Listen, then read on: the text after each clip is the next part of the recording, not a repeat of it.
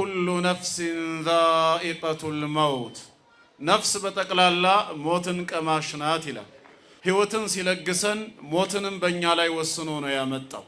እያንዳንዲቷ ነፍስ ሞትን ቀማሽ ናት። ከሞት የሚያመልጥ ማንም የለም ነው ያለው። ሞት አይደለም ለኛ ወይም ለእንስሳት ለጂኒዎችም ለመላእክትም አልቀረላቸውም።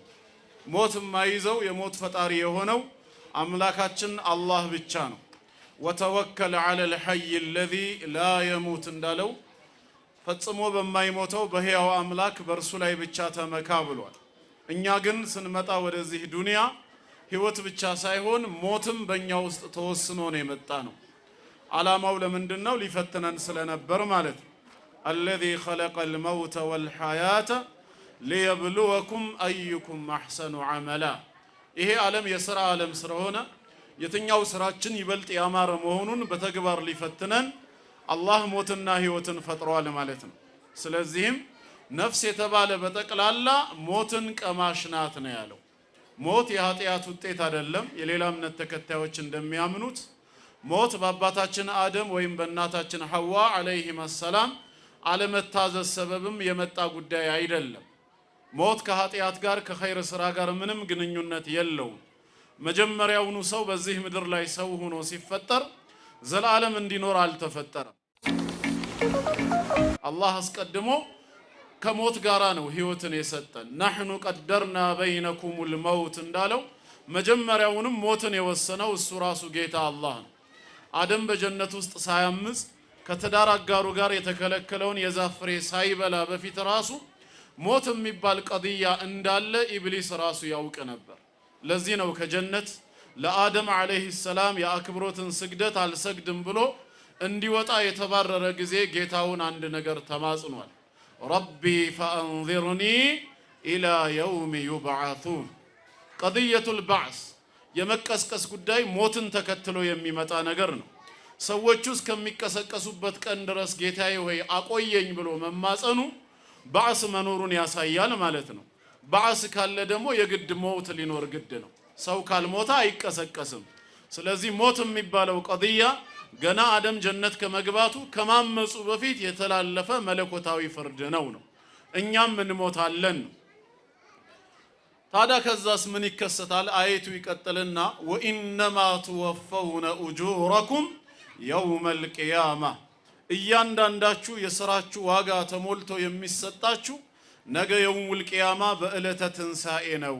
ታዲያ የዛኔ ፈመን ዙሕዚሀ ዐኒ ናሪ ወኡድኺለል ጀና፣ ከጀሃነም እሳት እንዲርቅ የተደረገ ሰውና በአላህ ረሕመት ጀነት እንዲገባ የተደረገ ሰው ፈቀድ ፋዝ፣ በእርግጥም ስኬታማ ሆነ እድለኛ ሆነ ይላል።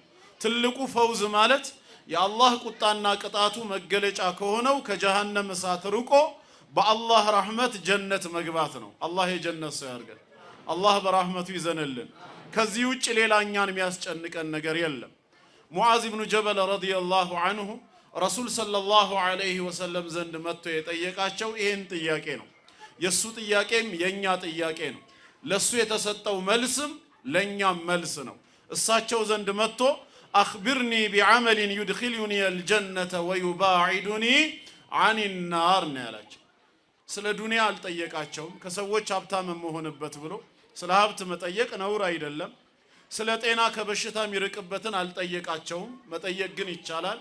እንደዚሁም እድሜው ረጅም እንዲሆን ስለ ረጅም እድሜ በምን መልኩ ነው የሚገኘው አልጠየቀም። ስለ እነዚህ ሁሉ መጠየቅ እየተቻለ ሙዓዝን ያሳሰበው የመዳን ጉዳይ ነውና ጀነት እንድገባና ከጀሃነም እሳት እንድርቅ ሰበብ የሚሆነኝን ስራ እሰራው ዘንዳ ይንገሩኝ በማለት ነበር መልእክተኛውን የጠየቃቸው። እሳቸውም ጀነት የሚያስገባህ ስራ ይሄ ነው ብለው ወዲያውኑ መልስ አልሰጡትም። መጀመሪያ ምንድነው ያደረጉት? ያነሳው ጥያቄ ተገቢ መሆኑን ገለጹለት። በእኛ ቋንቋ ላይክ አደረጉለት ማለት ነው። አግባብነት ያለው ጥያቄ ነው። ቀጥለው ደግሞ ኮመንት ነው የጨመሩለት። ሶስተኛው ላይ ነው መልስ የሰጡት። ላይኩ ምን ነበር? ለቀድ ሰአልተ አን ዐዚም ነው ያሉት። አንተ አሁን ያነሳው ጥያቄ መነሳት የሚገባው ስለ ትልቅ ጉዳይ ነው ያጠየቀው፣ ትክክል ነው አሉት። አንዳንድ ሰው ጥያቄ ጠይቆ ወዲያው መልስ ካልተሰጠው የጠየቅኩት ትክክል አይደለም እንዴ? አጥፍቻለሁ? እንደዚህ መጠየቅ አልነበረብኝም እንዴ ሊል ይችላል። ያነሳው መነሳት የሚገባው ትክክለኛ ጥያቄ ነው ብለው ጥያቄውን ላይክ አረጉለት። ቀጠሉና አሁንም መልሱን ሳይሰጡት ምን አሉ? ኮመንቱ ላይ ወኢነሁ ለየሲሩን ዐላ መን የሰረሁ ላሁ ተዓላ ዐለይህ፣ አላህ ላገራለት ሰው ደግሞ ጀነት መግባት በጣም ቀላል ነው አሉት። ጀነት የምገባበትን ስራ ይንገሩኝ ብለህ ስትጠይቅ የአባት ጓሮ መሰለ እንዴ ዝም ብለህ ሰተት ብለህ የምትገባው? እንዳንተ አይነቱ ሰው ጀነት እንዲህ በቀላል የሚገባ መሰለህ እንዴ ብለው አላደናበሩትም። እሱ ከልቡ ስለነበር የጠየቀው ወኢነሁ ለየሲር በጣም ቀላል ነው አሉት። ፕሮቮክ አረጉት ማለት ነው። ውስጡ ይቀሰቀሳል።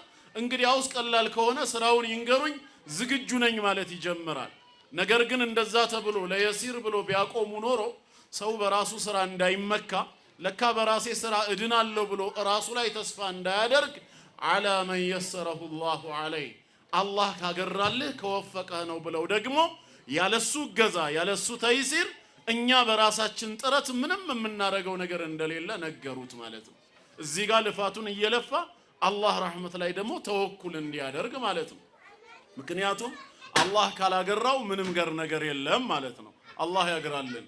ስለዚህ የሙዓዝ ጥያቄ የኛም ጥያቄ ነው። ሁላችንንም የሚያስጨንቀን የመዳን ጉዳይ ነው። ነፍሴ ነገ የውሙል ቂያማ የአላህ ቁጣና ቅጣት መገለጫ ከሆነችው ከጀሃነም እሳት ርቃ እንዴት ጀነት ታገኛለች ነው። ቁርአንም ያለው ይሄንን ነው።